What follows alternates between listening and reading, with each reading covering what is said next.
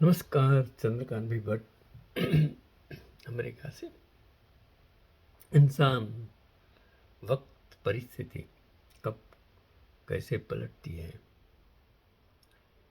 एक फेसबुक पर मैंने बढ़िया आर्टिकल्स पढ़ा। दरवाजा आधा खुला था।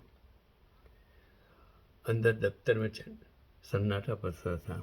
सिर्फ फर्श पर रखी एक पुरानी धूल लगी छड़ी की टप टप की आवाज़ सुनाई दे रही थी।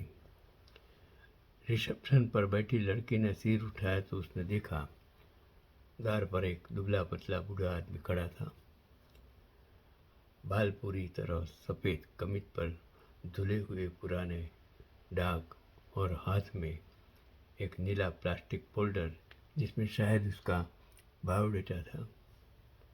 वह धीरे धीरे अंदर आया, जैसे हर कदम किसी याद को दबा कर रखा गया हो। लड़की ने चौंक कर पूछा, जी आप? वो बूढ़े इंसान ने धीरे से कहा, नौकरी के लिए आवेदन देना था। और यही क्षण पूरे ऑफिस में एक अनचाहा सन्नाटा छोड़ गया।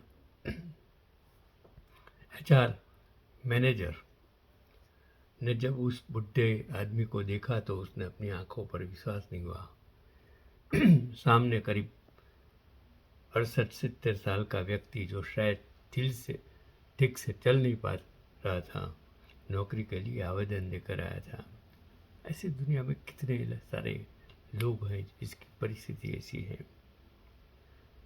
तो उसने नरमी से कहा, दादाजी नौकरी, आपको किस तरह का काम चाहिए? बूढ़े आदमी ने फोल्डर खोला, कांपते हाथों में बायोडेटा आगे बढ़ाते हुए बोला, कोई भी जो आप दे सके, मैं सीख लूँगा। मजबूरी इंसान को सब कुछ कराती है। उसकी आवाज़ में एक ऐसी टूटन थी जैसे उसने कभी जीवन से उम्मीद ही नहीं की थी। बस ज़रूरत ने उसे आज इस दफ्तर पर पहुंचाया था।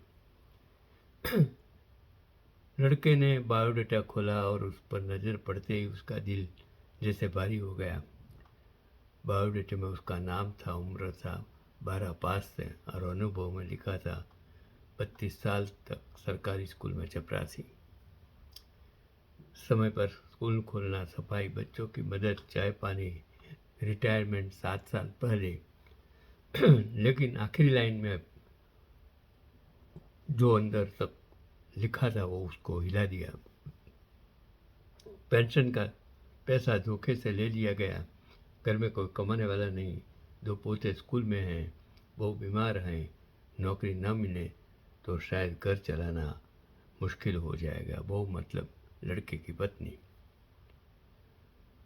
तो वो उसने सिर उठाकर वो बूढ़े आदमी को देखा। वह फोल्डर कस कर पकड़े था। उसकी आंखों में उम्मीद थी, सिर्फ बेबसी थी। ऑफिस में फुसफुसाहट हो रही थी। कुछ कर्मचारियों कान में कान डाल कर कहने लगे, इतनी उम्र में नौकरी, अब उम्र भर काम और क्या करना, चैरिटी चल रही है क्या? लेकिन बोलो, लड़के थे, उस किसी और दुनिया को में वो खो गया था। उसे अपने पिता का चेहरा याद आ गया, जो उम्र में लगभग इतने ही थे और डायबिटीज़ व आर्थराइटिस से जूझ रहे थे। अगर कभी हालात ऐसे हो जाए कि अब उसके पापा को नौकरी ढूंढनी पड़े तो क्या? हर इंसान यही सोचता है। उसकी आंखों नमी से भर आई। उसने नम्रता से, मतलब जो ऑफिस जो क्लार्क थी, उसको कहा कि दादाजी बैठिए, मैं आपका छोटा सा इंटरव्यू लेता हूँ। बूढ़ा थोड़ा हिचका, जैसे उसे विश्वास नहीं हो रहा था कि उसे सच में बैठने को कहा जा रहा है। धीरे धीरे कुर्सी पर बैठा और बोला, बेटा इंटरव्यू की ज़रूरत नहीं, बस काम दे दो। मैं सुबह सबसे पहले आ जाऊंगा, मेहनत करूंगा, किसी से झगड़ा भी नहीं करूंगा। दादाजी ऐसा नहीं है, उसने मुस्कुरा कर कहा, आप बताइए आपको नौकरी क्यों चाहिए? बस यह सवाल सुनते ही बूढ़ा आदमी तुरंत सा गया, उसके होठ कांपे और गला भर आया। कुछ सेकंड चुप रहकर उसने कहा, मेरी पत्नी 3 साल पहले चल बसी। बड़ा बेटा ट्रक चलाता था, सड़क हादसे में चला गया। बहू अकेली रह गई और 2 पोते हैं। पेंशन का पैसा मेरे छोटे भाई ने हड़प कर दिया, कागज पर धोखा करके। अब केस चल रहा है, पर न्याय कहाँ इतनी जल्दी मिलता है। वह हंसने की कोशिश करता है, पर आवाज़ फट जाती है। वो बीमार रहती है, पोते स्कूल जाते हैं। मैं उनके लिए फीस न भर पाऊँ तो मुझे नींद नहीं आती। उसका हाथ सीना पकड़ लेता है। बेटा, घर में अनाज तक नहीं बचा। कुछ दिन पहले पड़ोस से उधार मांगा तो शर्म से जमीन में गड़ गया। वह कांपती आवाज़ में आखिरी बात कहता है, इसलिए नौकरी चाहिए, किसी भी तरह की। तो जो लड़का था उसकी आंखें भर आई, लेकिन उसने अपने चेहरे पर भाव नहीं आने दिए। उसने पूछा, दादाजी चलने फिरने में दिक्कत है थोड़ी, पर कर लूँगा बेटा, बस आप मुझे बोझ मत समझिए। यह सुनते ही जो लड़के ने गहरी सांस ली। लड़के ने उस बूढ़े को पानी देकर कहा, 5 मिनट बैठे, मैं लौटता हूँ। और वह सीधे मालिक के कैबिन में गया। तो जो मालिक ने सब पूरी बात सुनी, उसकी आंखें भी भर आई। लड़के ने, ऐसे लोग हमारे सिस्टम में खो जाते हैं, कहा हमें कुछ करना चाहिए। तो मालिक ने कहा, बात सिर्फ नौकरी की नहीं है, इज्जत की है। उन्हें दया नहीं, काम चाहिए। मालिक ने कहा कि ठीक है, उन्हें ऑफिस असिस्टेंट की नौकरी दे देते हैं, हल्के काम की, और हर महीने के साथ हम छोटी सी एक्स्ट्रा मदद भी जोड़ देंगे। लेकिन उन्हें लगे कि यह उनके मेहनताने का हिस्सा है, खैरात नहीं। जो लड़का था उसके चेहरे पर राहत उतर आई। जब दोनों वापस लॉबी में आए, बूढ़ा अपनी फाइल पकड़े उम्मीद टूटने वाले चेहरे के साथ खड़ा था।